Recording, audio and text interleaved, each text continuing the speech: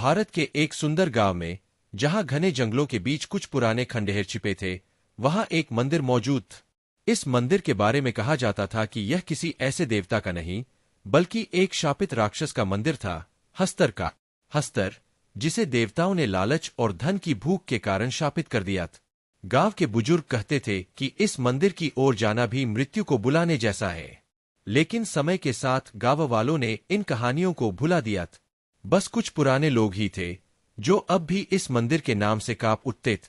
लेकिन नई पीढ़ी के लिए यह सिर्फ एक पुरानी कहानी थी, जब तक कि श्रीधर और उसका परिवार लालच में आकर इस मंदिर को दोबारा जीवित करने की कोशिश नहीं करता। पहला अध्याय, गरीबी और लालच। गांव के बाहरी छोर पर रहने वाला श्रीधर एक निर्धन किसान था।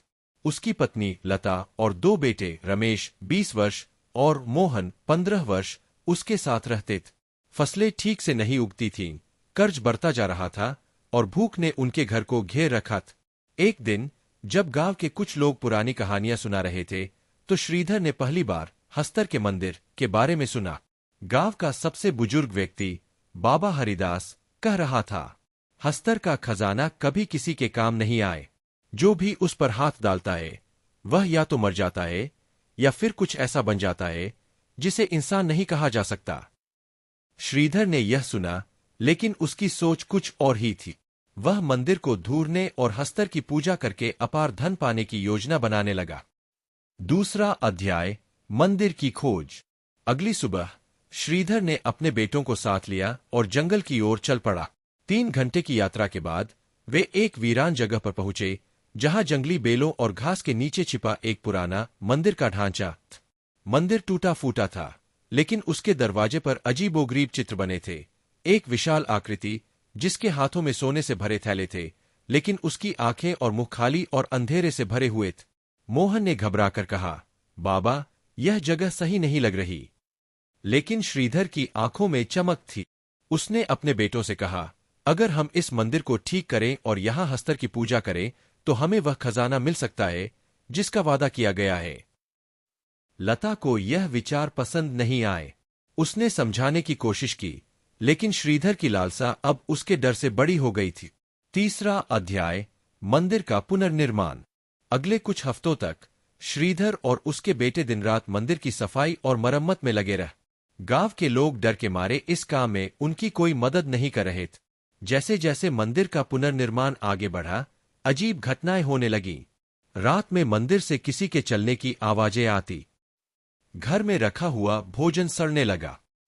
रमेश को सपनों में अजीब आकृतियां दिखने लगीं। एक विकराल काली छाया जो सोने के थैले दिखाकर उसे बुला रही थी। लेकिन श्रीधर ने यह सब अनदेखा कर दिए और फिर आखिरकार मंदिर तैयार हो गया। चौथा अध्याय, हस्तर का आह्वान। एक अंधेरी रात श्रीधर ने पूरी विधि विधान से हस्तर की पूजा शुरू की। उसने घी के दीप जलाए, लाल कपड़ा चढ़ाया और सबसे अंत में मंदिर के अंदर एक तांबे की थाली में भोजन रखा। कुछ क्षणों तक कुछ नहीं हुआ। फिर हवा अचानक भारी हो गई, दीपक झपकने लगे और एक अजीब सी कर्कश हंसी मंदिर के भीतर गूंजी। फिर एक आकृति उभरने लगी। मंदिर के गर्भगृह से एक भयानक परछाई निकली। वह इंसान जैसी थी, लेकिन नहीं भी थी।